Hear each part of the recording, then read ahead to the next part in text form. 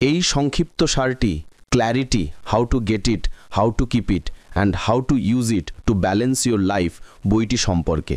এই বইয়ে আপনি জীবনের সত্যিকারের অগ্রাধিকার বা প্রায়োরিটি খুঁজে বের করা, পরিস্থিতির শিকার না হয়ে বুঝে শুনে বা সজ্ঞানে জীবন কাটানো, কাজ ও ব্যক্তিগত জীবনের ভারসাম্য বজায় রাখা, মানসিক ও পারিপার্শ্বিক জঞ্জাল দূর করা এবং নতুন অভিজ্ঞতার মাধ্যমে নিজেকে সমৃদ্ধ করার বিষয়ে বিস্তারিত জানতে পারবেন। বুক বাংলাতে আমরা চেষ্টা করি আপনাদের সামনে বইয়ের সবচেয়ে গুরুত্বপূর্ণ শিক্ষা সহজ ভাষায় তুলে ধরতে। এখন চলুন ধীরে ধীরে বইটির মূল ধারণাগুলো গল্পের মাধ্যমে জানতে শুরু করি। শুরু করা যাক আরবের গল্প দিয়ে। আরব ৩২ বছর বয়সী একজন সাধারণ মানুষ, যে সব সময় নিজের জীবনে বড় কিছু করতে চেয়েছিল, কিন্তু সমস্যা হলো প্রতিবারই সে কোনো না কোনো দ্বিধা বা কনফিউশনের মধ্যে আটকে যেত। প্রতিদিন সকালে চায়ের কাপ হাতে নিয়ে তার মাথায় কেবল একটাই প্রশ্ন ঘুরপাক খেত, আমি আসলে আমার জীবন নিয়ে কি করছি? তার চাকরিটা মোটামুটি ভালোই ছিল, কিন্তু মনের ভেতর যে সন্তুষ্টি বা স্যাটিসফ্যাকশন থাকার কথা সেটা পুরোপুরি উধাও হয়ে গিয়েছিল। তার উপর ছিল সংসারের দায়িত্ব, লোন পরিশোধের চাপ এবং নিজেকে প্রমাণ করার অবিরাম লড়াই। একদিন পুরনো বইপত্র গোছাতে গিয়ে আরব ধুলোমাখা এক কার্ডবোর্ড বাক্সের ভেতর একটি বই খুঁজে পেল। বইটির নাম clarity, how to get it, how to keep it and how to use it to balance your life. লেখক স্টিভেন সেশারি। আরবের মনেই ছিল না যে সে কবেই বইটি কিনেছিল। সে অবহেলার ছলেই বইয়ের পাতা উল্টাতে শুরু করলো। একদম প্রথম পাতাতেই বড় বড় অক্ষরে লেখা ছিল একটি বাক্য, স্বচ্ছতা বা ক্ল্যারিটির গুরুত্ব। ঠিক তার নিচেই লেখা ছিল, জীবনে সঠিক সিদ্ধান্ত নেওয়া এবং লক্ষ্য অর্জনের জন্য নিজের জীবনে স্বচ্ছতা বা ক্ল্যারিটি তৈরি করা অত্যন্ত জরুরি। এই লাইনটা পড়ে আরবের মনে হলো হয়তো ঠিক এই জিনিসটাই তার জীবনে এতদিন ধরে নেই। সে চায়ের কাপটা হাতে নিয়ে সোফায় আরাম করে বসলো এবং বইয়ের গভীরে ডুব দিল। সে প্রথম অধ্যায়টি পড়তে শুরু করলো।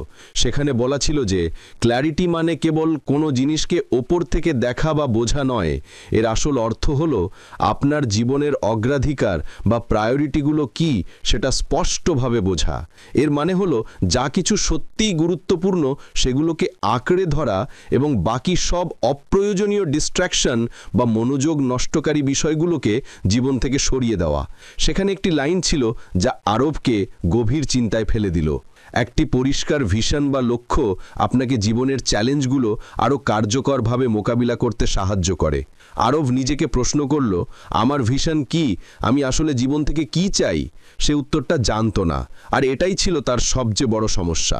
বইতে সে আরও পড়ল যে ক্ল্যারিটি পাওয়ার প্রথম ধাপ হলো নিজের জীবনের ডিস্ট্র্যাকশন বা মনোযোগ নষ্টকারী বিষয়গুলোকে চিহ্নিত করা। এই ডিস্ট্র্যাকশনগুলো হলো সেই সব জিনিস যা আপনাকে আপনার লক্ষ্য থেকে দূরে সরিয়ে দেয়, যেমন ঘন্টার পর ঘন্টা সোশ্যাল মিডিয়া স্ক্রল করা, অপ্রয়োজনীয় আড্ডায় সময় নষ্ট করা কিংবা ছোটোখাটো বিষয় নিয়ে অতিরিক্ত চিন্তা করা। বইটি পরামর্শ দিল যে এইসব ডিস্ট্র্যাকশন সামলানোর সবচেয়ে ভালো উপায় হলো পজ অ্যান্ড রিফ্লেক্ট পদ্ধতি বা থামুন এবং ভাবুন। এর মানে হলো যখনই আপনি বিভ্রান্ত বোধ করবেন তখনই একটু থামুন এবং ভাবুন আপনি কেন এই কাজটি করছেন এবং এর পিছনের উদ্দেশ্য কি। আরব সিদ্ধান্ত নিল যে আগামী 7 দিন সে কোনো সিদ্ধান্ত নেওয়ার আগে একটু থামবে এবং চিন্তা করবে। সে বইটি বন্ধ করলো এবং তার দিন শুরু করলো। প্রথম চ্যালেঞ্জটা এলো সেই দিন সন্ধ্যায়। তার কলেজের বন্ধু আকাশ তাকে ফোন করে বলল, দোস্ত চল এই উইকেন্ডে গোয়া ঘুরে আসি। আরব প্রথমে বেশ উত্তেজিত হয়ে পড়েছিল, কিন্তু তখনই তার সেই নিয়মটির কথা মনে পড়ল, পজ অ্যান্ড রিফ্লেক্ট। সে নিজেকে প্রশ্ন করল, এই ট্রিপটা কি আমার কোনো অগ্রাধিকার পূরণ করছে? সে বুঝতে পারল যে এই মুহূর্তে তার লক্ষ্য হলো আর্থিক স্বাধীনতা। গোয়া ট্রিপটা তার সঞ্চয় বা সেভিংসে বড় ধাক্কা দেবে। সে ভদ্রভাবে না করে দিল। আকাশ তাকে নিয়ে একটু ঠাট্টা করল, বলল, তুই তো বোরিং হয়ে গেছিস। কিন্তু অদ্ভুতভাবে এতে আরবের কোনো খারাপ লাগলো না। জীবনে প্রথমবার সে তার সিদ্ধান্তে এক ধরনের স্বচ্ছতা অনুভব করল। পরদিন অফিসে আরও একটা মজার ঘটনা ঘটল। তার বস তাকে একটা নতুন প্রজেক্ট দিতে চাইলেন যাতে নিশ্চিতভাবে ওভারটাইম করতে হবে। আরব প্রথমে হ্যাঁ বলতে যাচ্ছিল, কিন্তু তারপর সে থামল এবং ভাবল। সে চিন্তা করল, আমি যদি এই প্রজেক্টটা নিই তাহলে আমার স্বাস্থ্য আর পরিবারের সময়ের কি হবে? সে শ্রদ্ধার সাথে সেই কাজটি করতে অস্বীকার করল। ধীরে ধীরে তার জীবনের প্রতিটি ক্ষেত্রে এই স্বচ্ছতা বা ক্ল্যারিটি দৃশ্যমান হতে শুরু করল। সে আর কোনো কিছুকে ওপর ওপর দেখত না, সে সব কিছুর পিছনের কেন বা কারণটা বোঝার চেষ্টা করত। আরব একটি ছোট নোটবুক সাথে রাখতে শুরু করলো, যেখানে প্রতিদিন দিনের শেষে সে 3টি জিনিস লিখত। 1. আজ কি আমি আমার অগ্রাধিকারগুলোতে ফোকাস করেছি? 2. কোন জিনিসগুলো আমার মনোযোগ নষ্ট করছিল? 3. আমি কি স্বচ্ছতার সাথে সিদ্ধান্ত নিয়েছি? আস্তে আস্তে তার জীবনে পরিবর্তন আসতে শুরু করলো। তার দুশ্চিন্তার মাত্রা কমে যাচ্ছিল এবং সে আরও বেশি আত্মবিশ্বাসী বোধ করছিল। সে ভাবল, যদি ক্ল্যারিটির মাত্র প্রথম পাঠ আমার জীবনে এত বড় পরিবর্তন আনতে পারে, তাহলে সামনের অধ্যায়গুলোতে আরও কি কি অপেক্ষা করছে। প্রথম অধ্যায় শেষ করার পর সে পরের অধ্যায়ে যেতে চাইল, কিন্তু দরজায় কড়া নাড়ার শব্দ হলো।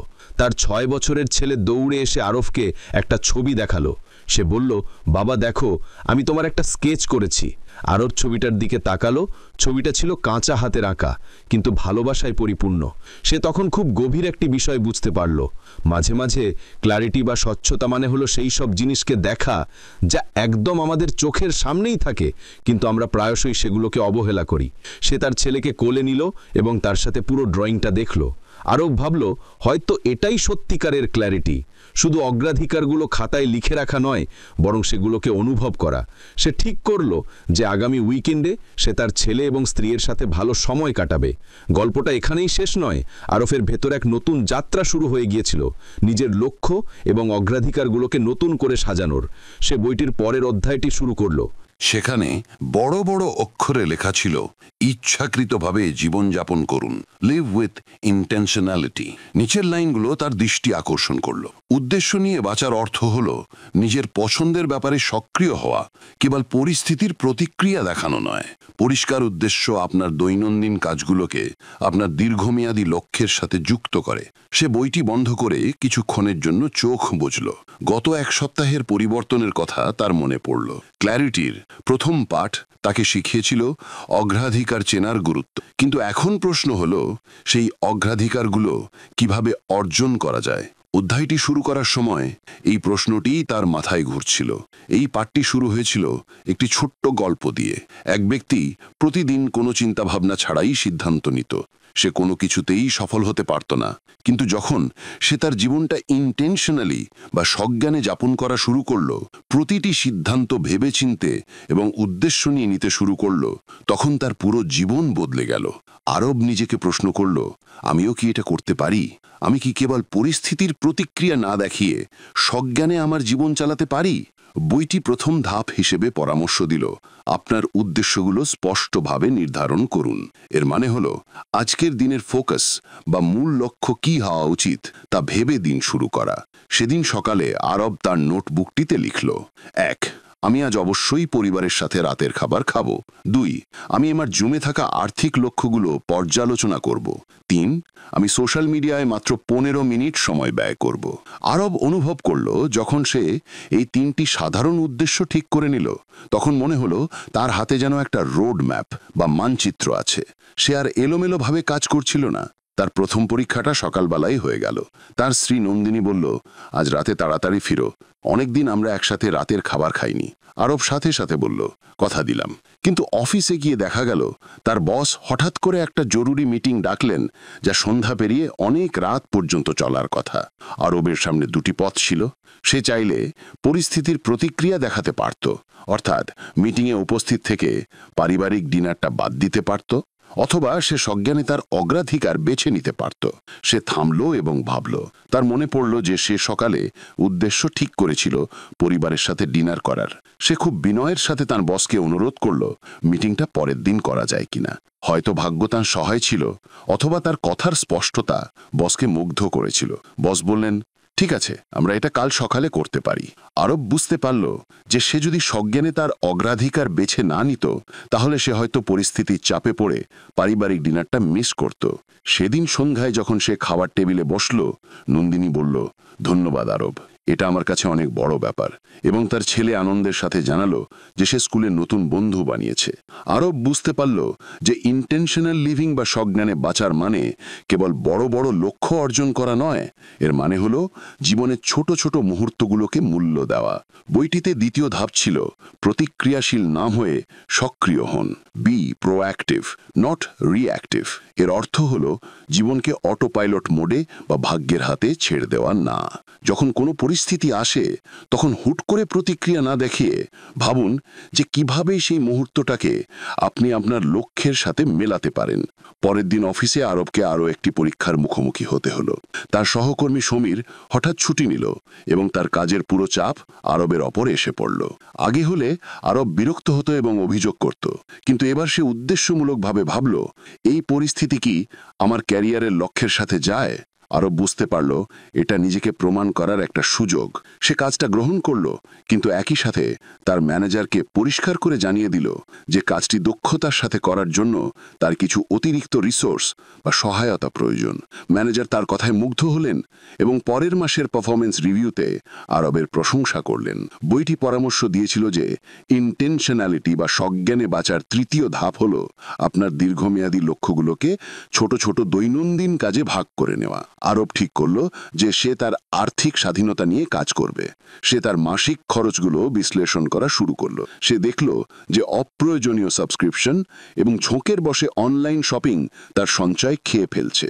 সে একটি সাধারণ নিয়ম বানালো, যে কোনো খরচের আগে থামুন এবং নিজেকে প্রশ্ন করুন, এটা কি আমার আর্থিক লক্ষ্যের সাথে মিলছে?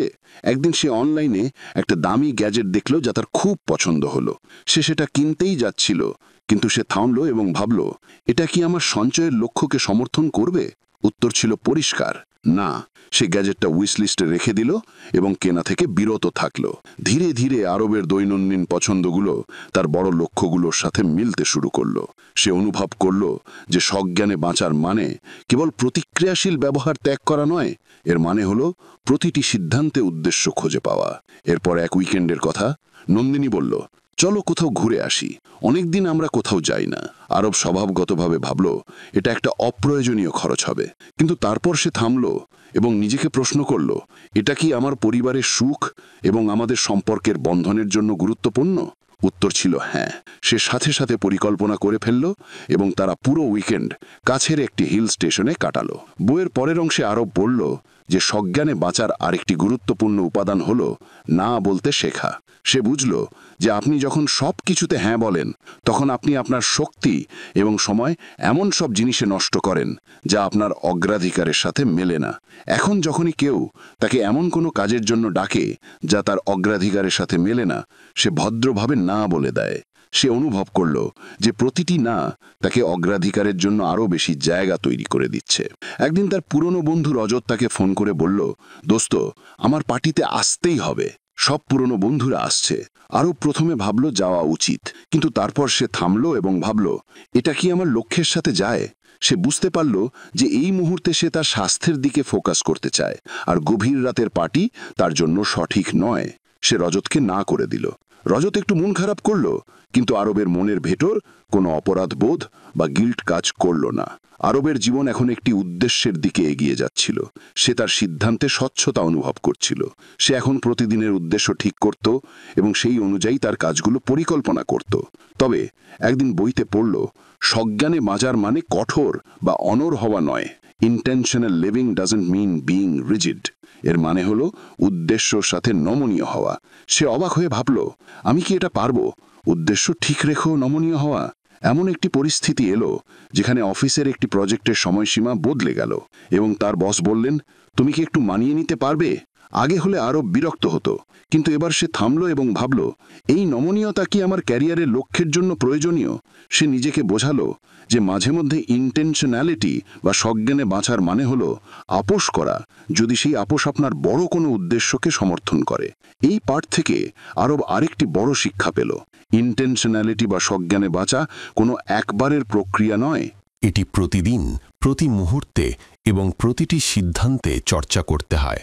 সে তার নোটবুকের শেষ পাতায় একটি কথা লিখল, প্রতিটি দিন উদ্দেশ্য নিয়ে বাঁচুন, যাতে পেছনে ফিরে তাকালে সময় কিভাবে কাটালেন তা নিয়ে কোনো আফসোস না থাকে। আরব এখন কৌতূহলী ছিল যে পরের পাঠ তাকে কি শেখাবে। পরদিন সকালে সে পরের অধ্যায়টি খুলল, যার শিরোনাম ছিল ভারসাম্যের চাবিকাঠি, দ্য কি টু ব্যালেন্স।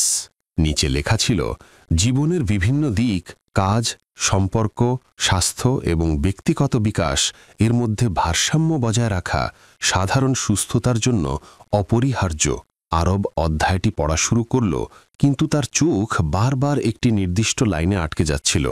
যখন জীবনের একটি ক্ষেত্র বারবার আপনার পুরো জীবনকে দখল করে নেয়, তখন সেই ভারসাম্যহীনতা মানসিক চাপ এবং অসন্তুষ্টি তৈরি করে। সে থামল এবং নিজের জীবনের দিকে তাকাল। সে ভাবল, আমি কি আমার জীবনে ভারসাম্য বজায় রাখছি?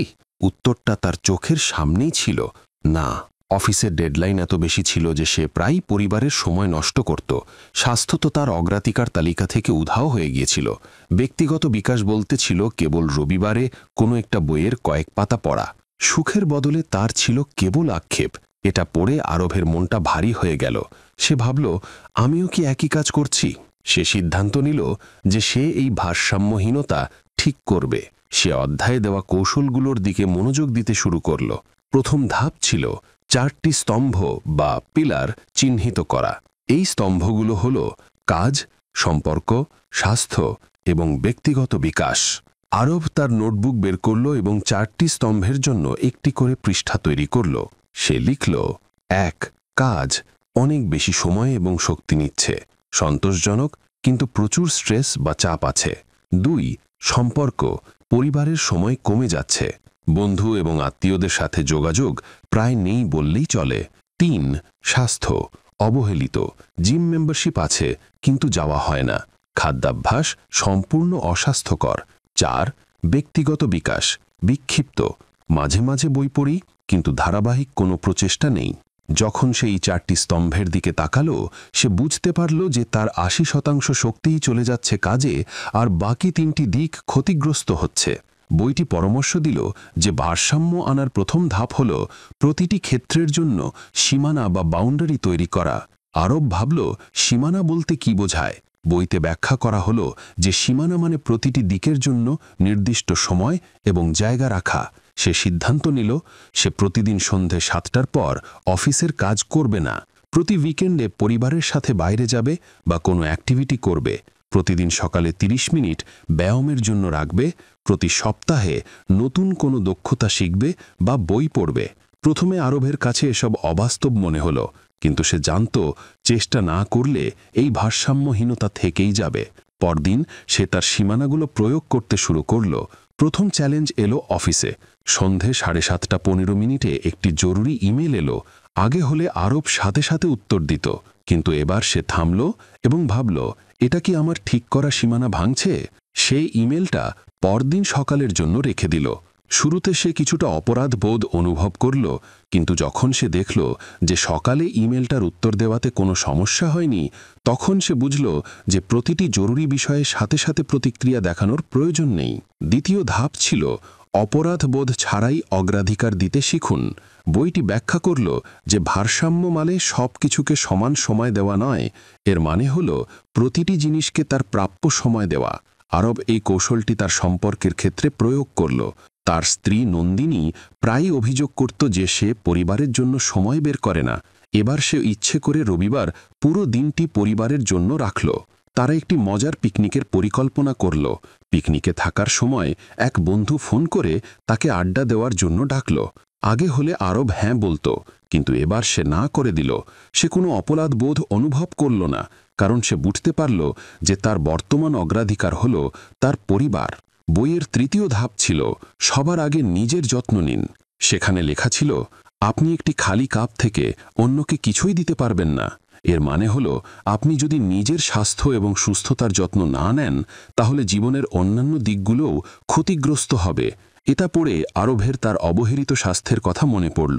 সে তার স্বাস্থ্য ঠিক করার সিদ্ধান্ত নিল। সে জিম মেম্বারশিপ নবায়ন করল এবং প্রতিদিন সকালে হাঁটা শুরু করল। প্রথম দিন হাঁটতে গিয়ে তার মনে হলো এটা সময়ের অপচয়, কিন্তু তৃতীয় দিনে সে বুঝতে পারল যে এই ৩০ মিনিটের নিজের জন্য সময় তাকে মানসিক সতেজ এবং শারীরিক সক্রিয় রাখছে। সে তার খাদ্যাভ্যাসের দিকেও নজর দিতে শুরু করল।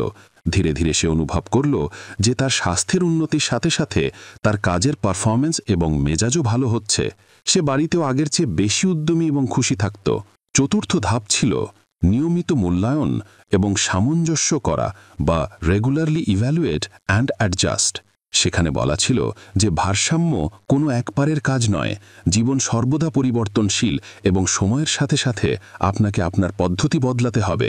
১ মাস পর আরব তার নোটবুক বের করল এবং 4টি স্তম্ভ পুনরায় মূল্যায়ন করল।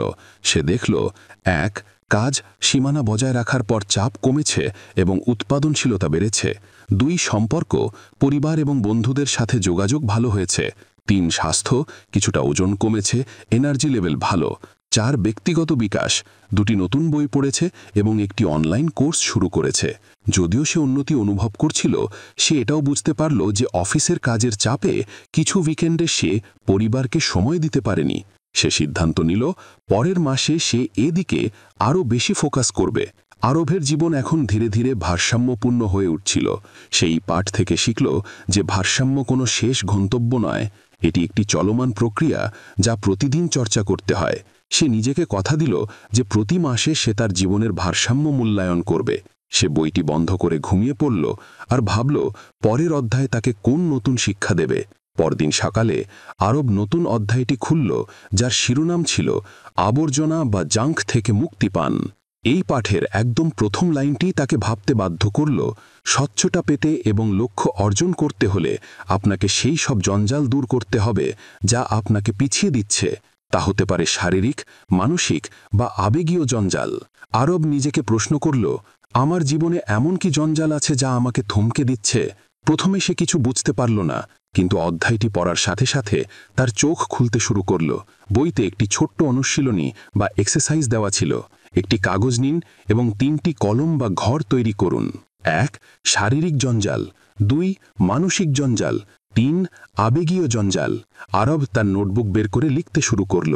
শারীরিক জঞ্জাল, আলমারিতে বছরের পর বছর পড়ে থাকা পুরনো জামা কাপড়, নষ্ট হয়ে যাওয়া গ্যাজেট যা ফেলার কথা সে কখনো ভাবেনি, ডেস্কের উপর পড়ে থাকা ফাইল এবং এলোমেলো নোটস যার এখন কোনো কাজ নেই।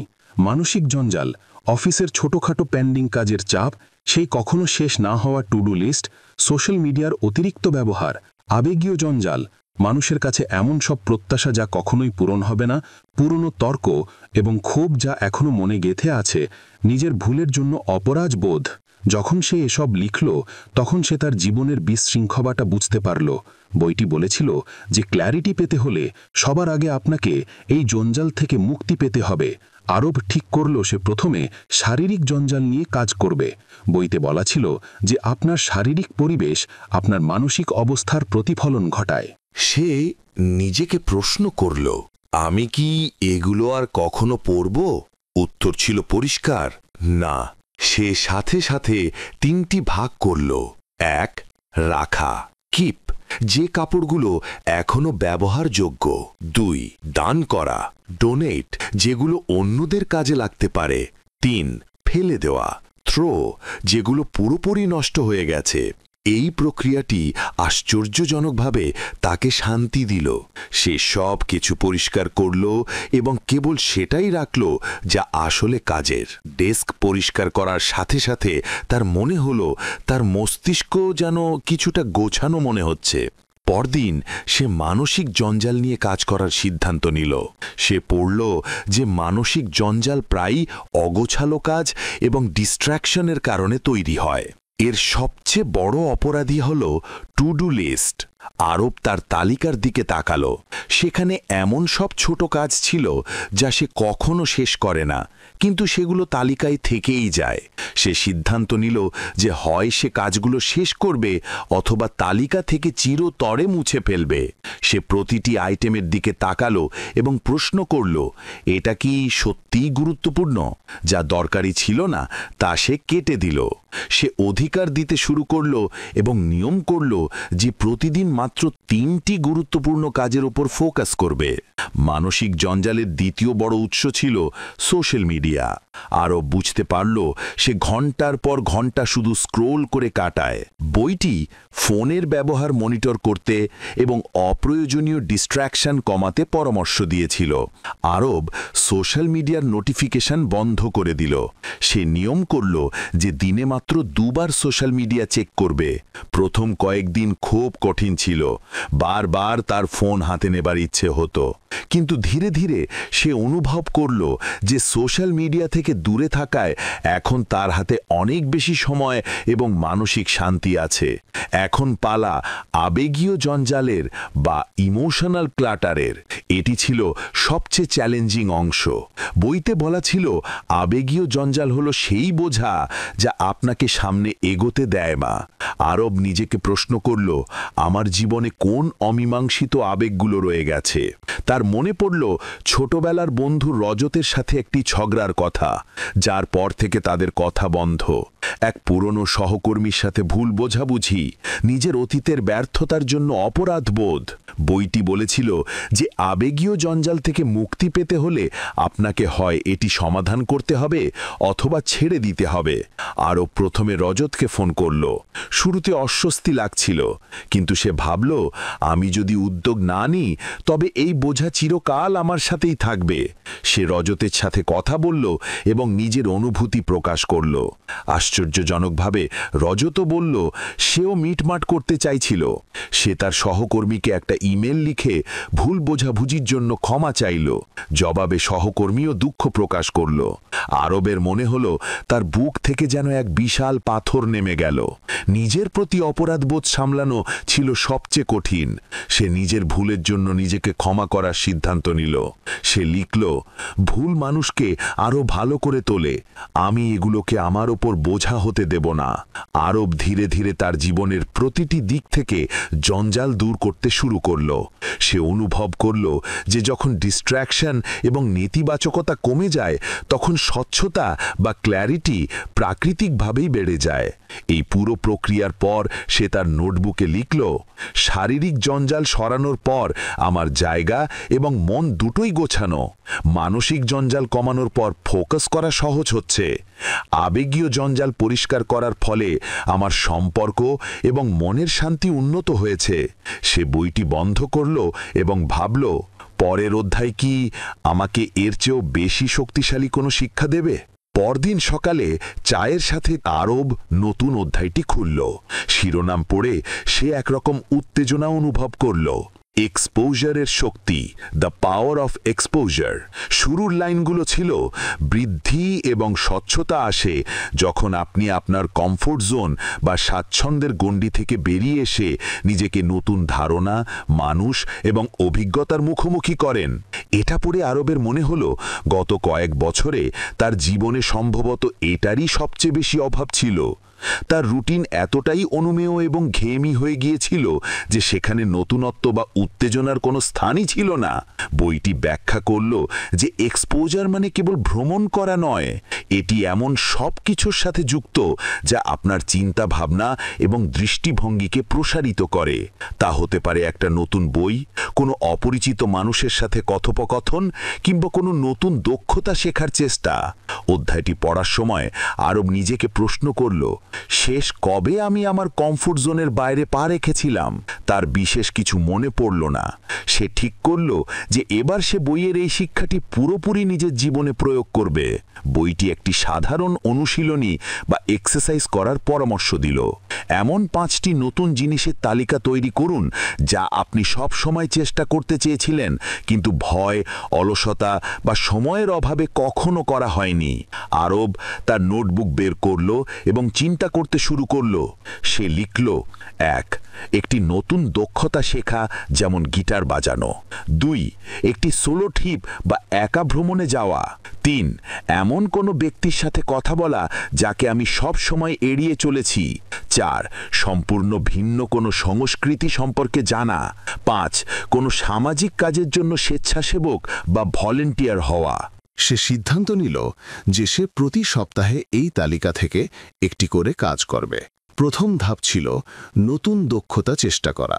আরবের মনে পড়ল ছোটবেলা থেকেই তার গিটার শেখার শখ ছিল, কিন্তু কখনো সিরিয়াসলি নেওয়া হয়নি। সেদিনই সে অনলাইনে খোঁজ নিয়ে কাছের একটি মিউজিক ইনস্টিটিউটে উইকেন্ড ক্লাসের জন্য রেজিস্ট্রেশন করে ফেলল। প্রথম ক্লাসে গিয়ে আরব কিছুটা নার্ভাস ছিল। সেখানে বাকিরাও নতুন ছিল, কিন্তু সবাইকে তার চেয়ে বেশি আত্মবিশ্বাসী মনে হচ্ছিল। প্রথম সেশনে সে কিছু কর্ড বা সুর তোলার চেষ্টা করছিল এবং বারবার ভুল করছিল, কিন্তু আশ্চর্যজনকভাবে সে এই ভুলগুলো উপভোগ করছিল। 1 মাস পর যখন সে তার প্রথম ছোট্ট সুরটি বাজাতে পারল, তখন সে যে আনন্দ পেয়েছিল তা অনেক দিন সে অনুভব করেনি। সে বুঝতে পারল যে নতুন কিছু শেখা কেবল দক্ষতা অর্জন নয়, এটি আপনাকে একটি নতুন দৃষ্টিভঙ্গি এবং আত্মবিশ্বাস দেয়। দ্বিতীয় ধাপ ছিল একা ভ্রমণে যাওয়া। এটি আরবের জন্য ছিল সবচেয়ে চ্যালেঞ্জিং। সে সবসময় গ্রুপ ট্রিপ বা ফ্যামিলি ভ্যাকেশনে অভ্যস্ত ছিল, কিন্তু এবার সে ভিন্ন একটি জায়গা বেছে নেওয়ার সিদ্ধান্ত নিল। সে হিমাচল প্রদেশের একটি ছোট্ট গ্রামের দিকে রওনা দিল। ট্রিপের সময় সবচেয়ে বড় ভয় ছিল, আমি কি একা বোর হয়ে যাব? কিন্তু যখন সে সেখানকার শান্ত উপত্যকায় সময় কাটাতে শুরু করল, সে বুঝতে পারল যে একাকিত্ব ভীতিকর নয়। সে সেখানে নতুন মানুষের সাথে কথা বলল, একজন স্থানীয় চা বিক্রেতা, একজন শিল্পী যে পাহাড়ে অনুপ্রেরণা খুঁজছিল, এবং একজন সোলো ট্রাভেলার যে তার জীবনের গল্প শেয়ার করছিল। এই মিথস্ক্রিয়াগুলো আরবকে দেখালো যে প্রতিটি মানুষের জীবন কতটা অনন্য এবং কিভাবে অন্যদের গল্প থেকে আমরা নিজের জন্য অনুপ্রেরণা নিতে পারি।